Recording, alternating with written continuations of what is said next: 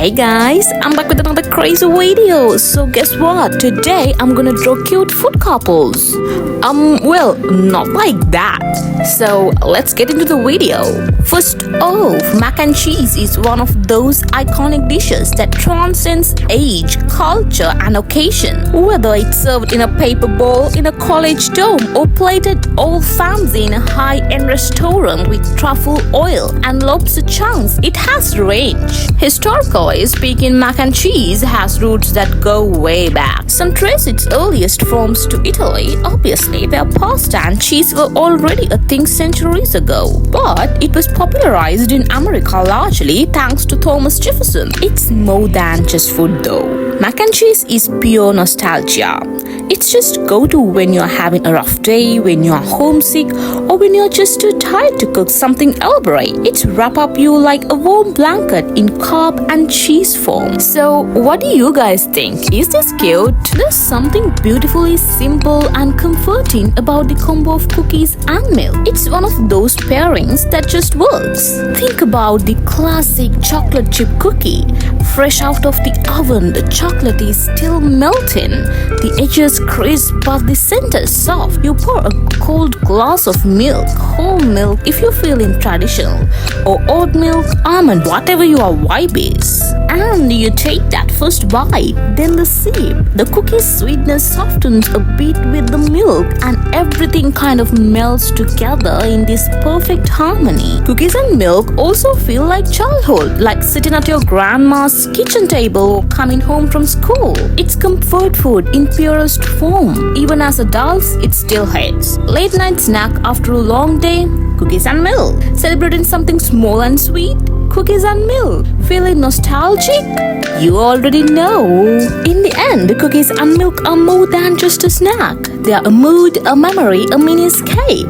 Whether you're sharing them with someone or sneaking them solo, it's always a little moment of happiness. So yeah, cookies and milk. Simple, timeless, and always a good idea. So what's your go-to cookie?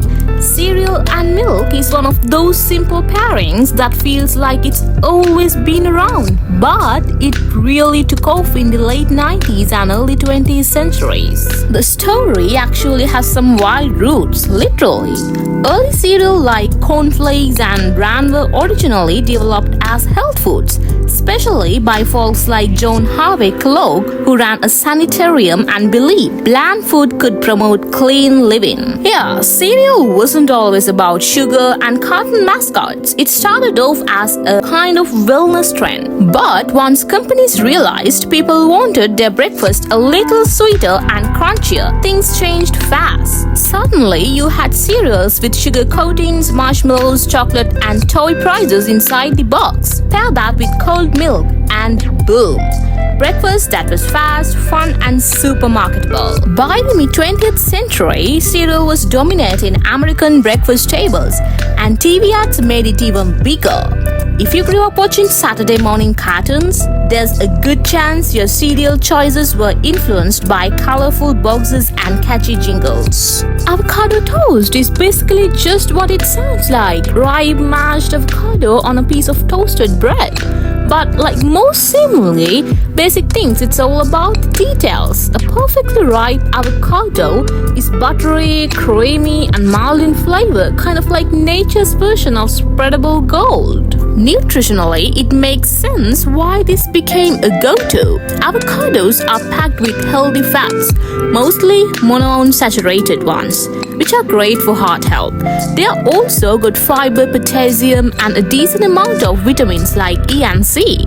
And because they are rich but not overwhelming, they act like a blank canvas. You can throw on a poached egg for protein, chili flakes for heat, lemon juice for brightness, or even a feta and tomatoes. At the end of the day, avocado toast isn't just food, it's culture. It's a symbol of health trends, social media aesthetics, generational identity, and even economic commentary. But mostly it's delicious. And if loving something creamy, crunchy, and comforting is wrong, a lot of us don't want to be right. First, let's just appreciate how iconic this duo is. Eggs and bacon are the MVPs of breakfast. They have been served together since at least the early 19,000s, and their pairing is more than just habit, it's chemistry. You've got the rich, salty crispiness of bacon balancing the creamy, slightly sulfuric softness of eggs. One's pure indulgence, the other's comfort. Together, they are magic. Bacon, for starters, is pork belly that's cured, smoked, and often a little sweet. There are different styles too. American-style bacon is the streaky kind most people know. But then there's Canadian bacon, which is more like ham, and British back bacon, which is thicker and meatier. The way you cook it matters a lot. Pan-fried, baked, air-fried, microwaved. People are passionate about crispy versus chewy bacon. Where do you fall? And let's not forget the sound and smell. Bacon sizzling in a pan, eggs cracking onto the surface. That warm, cozy aroma drifting through the house. That's a whole experience in itself. Alright, let's dive into the juicy world of pineapple on pizza. First things first, pineapple on pizza is one of the most controversial food topics out there. You either love it or you are ready to banish it from all pizza menus. This whole debate pretty much kicked off in the 1960s when a Greek-Canadian guy named Sam decided to throw canned pineapple on a pizza at his restaurant in Ontario. He was experimenting with flavor combos and wanted to mix sweet and savory. So the result? The birth of the Hawaiian pizza, which ironically has nothing to do with Hawaii. It's named after the brand of canned pineapple he used. Oh, what a lovely couple. Let's get into pizza and beer, a combo that basically comfort food royalty. You don't need to be a foodie or a beer snob to appreciate the magic that happens when a hot cheesy slice meets a cold bubbly pint. There's a reason this pairing is everywhere, from Super Bowl parties to dive bars to fancy gastropubs. Culturally, pizza and beer go hand in hand with good times. Think about it. Late night hangs, game days, birthdays, moving days when you bribe your friends with food. It's casual, communal, and low pressure. You order a couple pies, grab a six-pack or a growler, and suddenly you got a party. It's affordable, familiar, and comforting, especially when the pizza's greasy and the beer is ice cold.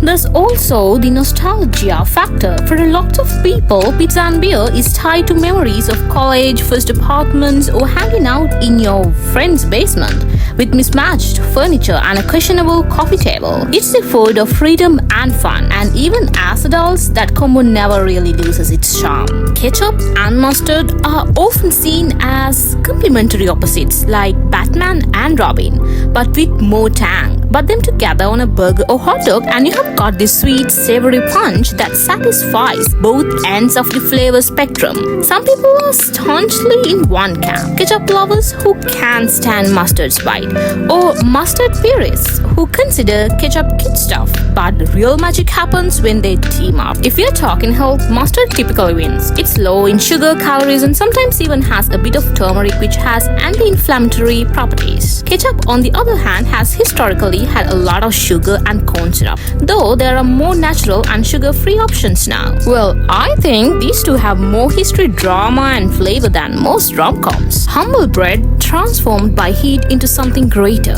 Crispy on the outside, warm and soft inside, then butter. That golden creamy fat melts into it like magic. It's a ritual, really. Popping the bread in, the smell of its browning, the satisfying pop of the toaster, the soft scrape of the knife as you spread the butter while the toast is still hot. It's the kind of basic joy that hits the soul. Toast and butter is perfect alone, but it also invites toppings: jam, honey, sliced bananas, cinnamon sugar, avocado, even a poached egg. But even with nothing else, it's comfort. It's hangover food, late night food, breakup food, celebratory food. Buttered toast is always there for you. It asks for so little and gives so much. And let's not ignore the eternal debate. Do you butter while hot or wait a moment? You spread it all the way to the edges? Is cold butter from the fridge okay? Or do you need that soft, spreadable gold? Everyone has an opinion, and that's part of the charm. So guacamole, this heavenly green dip traces its roots back to the Aztecs in Mexico. Now there are purists out there who say guacamole should only contain a few things,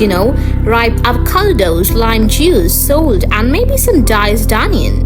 But modern variations have taken that base and run with it. Some people go crazy and add tomatoes, garlic, cilantro, jalapenos, even mango or pomegranate seeds. There are spicy versions, chunky ones, smooth ones, and those extra citrusy takes where the lime really punches you in the taste buds. Everyone has a personal guac philosophy, and that's part of the fun. Chips, meanwhile, whether you're talking about store-bought tortilla chips or freshly fried ones from a taqueria, are the crispy salty heroes that carry guac to your mouth.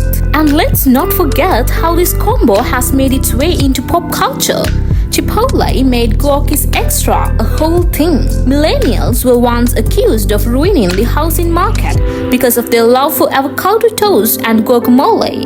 Guac is trendy, but it's also timeless. Okay, so this is our final couple. Okay, so should I choose a winner or not? I don't know.